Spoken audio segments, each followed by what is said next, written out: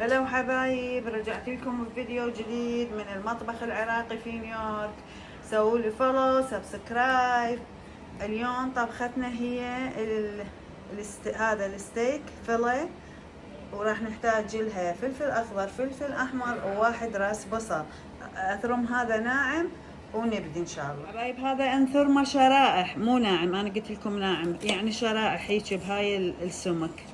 كل الفلفل الاخضر والبصل والفلفل الاحمر نسويه شرائح. حبايب نخلي هنا 3 ملاعق زيت، ونذب هذا البصل اللي سويناه شرائح، ونذب الفلفل الاخضر والاحمر اللي سويناه شرائح، وشويه نقلي، وبعدين نجي نخلي الستيك. هسه حبايب نبدي نخلي هذا الستيك اللي هو عباره عن شرائح خفيفه.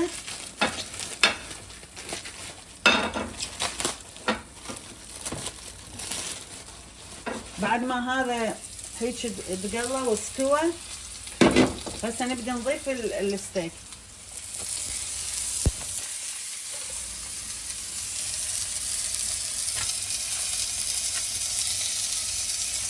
شوفوا حبايب، هو شرائح خفيفه، بس تروح النار يعني رأسا يبدي مثل يتقطع، سريع ينطبخ.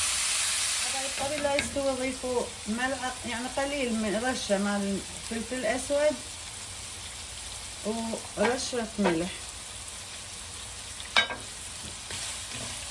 وهذا تقريبا يعني دشة حمسه صغيره، وتطفوه.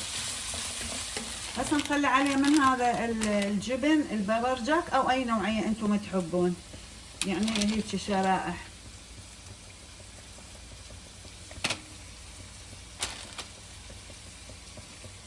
وتخلوها فوقه.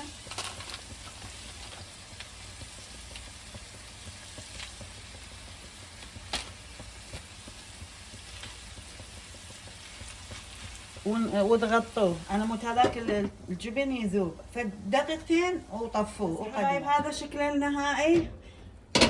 هسه نخلي شويه مايونيز على الصمونه قليل،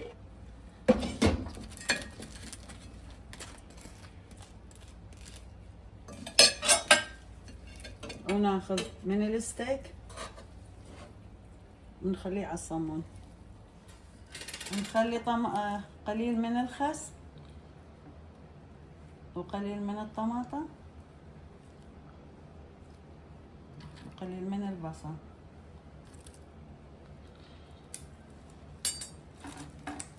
ونقفلهم. وهذا حبايب شكلها النهائي. تتقدم ويا هاي الفرنش فرايز او البطاطا، وحطيت عليها هاي الزلاطة وكاملة هسه جاهزة. وتابعوني على المطبخ العراقي في نيويورك، سووا لي فولو سبسكرايب، وشكرا لكم، شكرا على المتابعة، احبكم.